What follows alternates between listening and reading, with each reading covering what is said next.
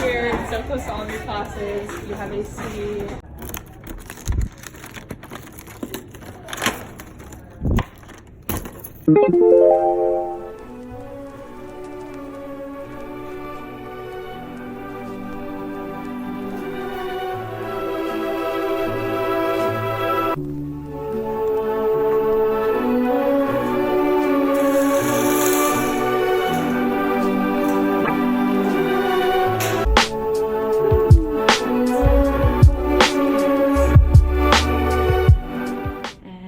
My roommate, she has some nice plants here.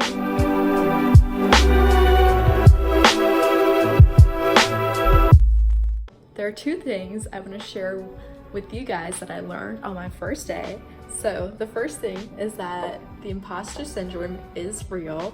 So what that basically means is that you think that you tricked everybody else into thinking you're smart and like you made your way into the school, but you actually don't stand up to those standards or like those expectations, and you know, you're just not what other people really think you are, you know, and one day people will find out who you really are, how dumb you are and whatnot.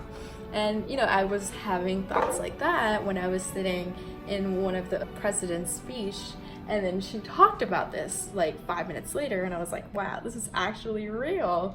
Like, you know, I'm not the only one who feels this way. Another thing I learned is the significance of the word just. A lot of the times they're used to kind of degrade ourselves, but it's really important to remind ourselves every single day that we are beyond these boundaries, these limitations that we put on ourselves. That throughout my first day, I always try to remind myself, you know, to not hold on to any ego. And I think that made me really comfortable amongst other people. You know, it just felt so nice not to feel like I'm entitled to anything, not to feel like, you know, I'm all bad or I'm a nobody, you know. It's just like the ego, I try to put it far, far away from me. It really helped, and it's a different experience. And I feel like it allows you to connect to people or be with people in a different level, if that means anything. But you know, you definitely try for yourself. I feel like it could make you a bit more compassionate towards other people who are probably expressing themselves a little differently on their first day. You know, people might be nervous, so they try to really hold their card. It really kind of like reminds you that other people may deal with this change differently, and you know, it's okay. They don't have to be egoless. It's only what you can do for yourself and for others. It's not about you changing others or being pissed off when others are not being the way you want them to. And you know, it's just been great. Like you feel less bothered by other people's behavior this way, and I think that's really important when you're going through a big change.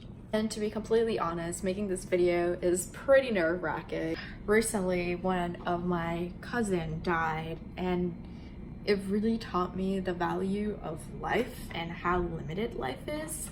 Like, on the grander scheme of things, if we live 70 years, these 4 years in college is very small. And if I constantly live my life based on how other people would want me to live it, or based on what I think, what other people think about me, then I am gonna be living a very limited life and I won't be true to myself. So that's why I'm here doing this video.